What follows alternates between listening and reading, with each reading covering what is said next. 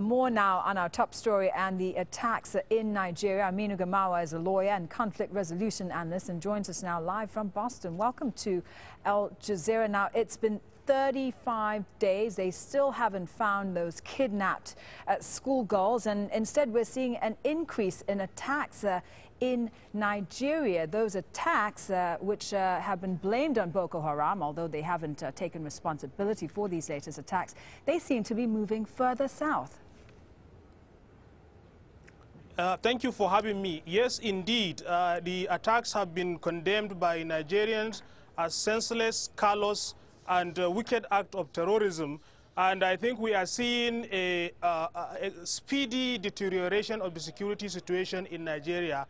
Nigerians across the country that I have talked to feel helpless, and there is a wide feeling that the atmosphere of insecurity is getting worse. And as you can see, they have expanded their attacks from the northeast, which used to be their main area of operation, to places like Kano and Jos. This refutes the claim by the government that they are winning the war against the insurgents, and it shows that they are getting bold and bolder. I think the attacks that we have seen in Kano and Jos signify send the message that they want to distract the attention of the Nigerian security forces from the search and rescue mission.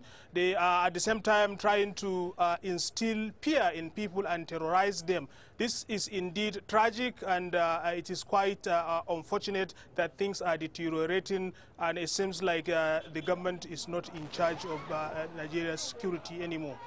Do these latest attacks necessitate a change in the response by the Nigerian government? Should it perhaps be negotiating with Boko Haram to try and get those girls released? Well, many Nigerians thought that since the government is trying to make an effort to reach out to the insurgents and find a non-violent way of releasing the girls, we thought that that would lead to a ceasefire. But it seems like the Boko Haram is becoming even more emboldened in their attack, and the violence is growing, and this is quite disturbing. We don't actually know what the government is exactly doing, or whether they are talking with the Boko Haram insurgents or not. And as always, the message coming from the Nigerian security forces is not reassuring. We hope that they have opened a line of communication with the insurgents to try and rescue these girls that have been abducted over a month now.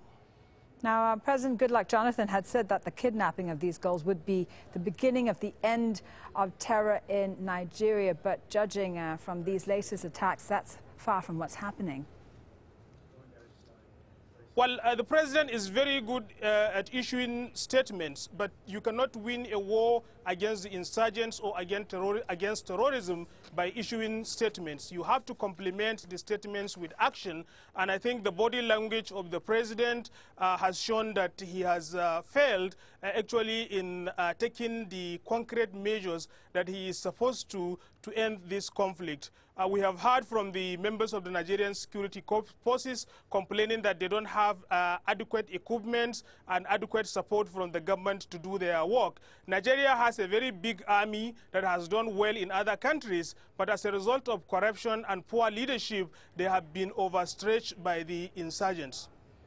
Sir, thank you very much for speaking to us. Aminu Gamawa is a lawyer and conflict resolution analyst.